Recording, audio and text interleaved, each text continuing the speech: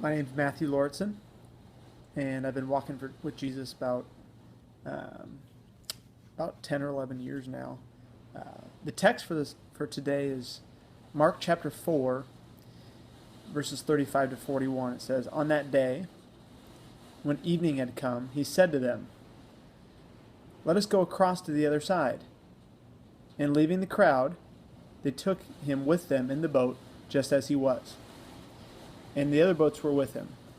And a great windstorm arose, and the waves were breaking into the boat, so that the boat was already filling. But he was in the stern, asleep on the cushion. And they woke him and said to him, 'Teacher, do you not care that we're perishing?' And he awoke and rebuked the wind and said to the sea, 'Peace, be still.' And the wind ceased, and there was a great calm. And he said to them, 'Why are you so afraid? Have you still no faith?' And they were filled with great fear and said to one another, 'Who then is this, that even the wind and the sea obey him?'" Today in Mark's gospel, we see that Jesus is in full control. Here's what the text says. Jesus invites his disciples to get away. So this is Jesus' idea, and things don't go so well. Mark says a great windstorm arose. Storms are bad if you're on land. It's storming right now, actually. They're way worse when you're at the sea. The waves are crashing, the boat's filling with water. I looked it up. It's bad when water starts getting into a boat. So where's Jesus? It was his idea in the first place for this getaway trip. Did he forget to check the weather? Was he out on the boat frantically trying to scoop out the water and get it back into the sea? No, verse 38 says he was in the stern, that's the back of the boat, sleeping on a cushion. And I think this whole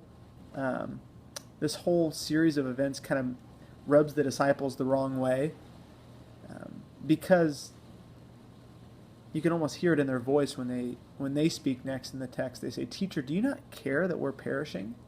They really question his sympathy for them.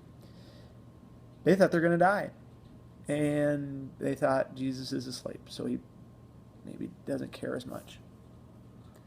Now Jesus wakes up, he rebukes the wind and the waves.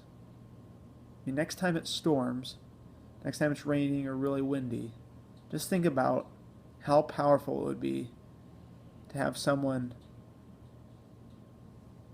use their voice and have the elements obey. After he rebukes the weather, he turns and rebukes them. "Why are you so afraid? Have you no faith?" And at this point, the disciples are completely shaken up. They go from fearing the storm to fearing the sovereign God who controls the storm.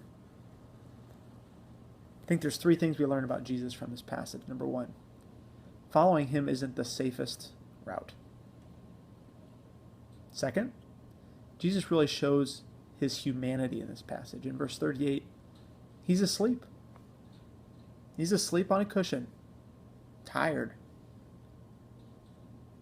And then right back in verse 39, he puts on a spectacular display of his divinity, or him being completely God, in rebuking the storm. Completely man, completely God, Jesus. And lastly, the third thing, we learn that Jesus places a high value on faith. That's his address with the disciples. He addresses the matter of faith.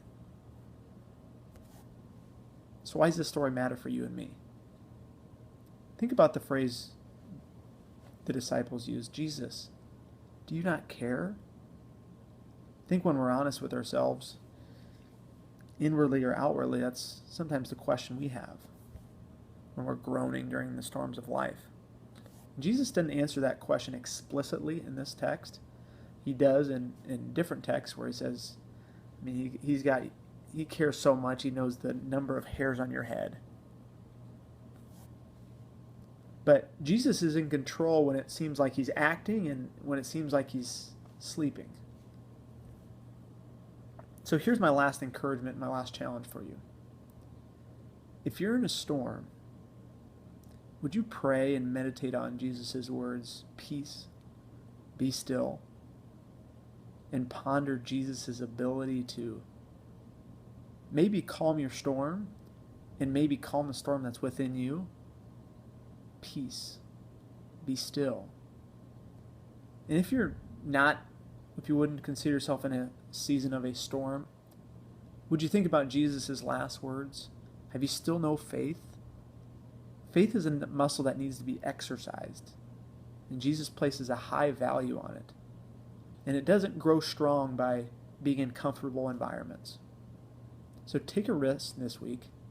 Take a step out of your comfort zone and see where God works with you, works in you, works around you.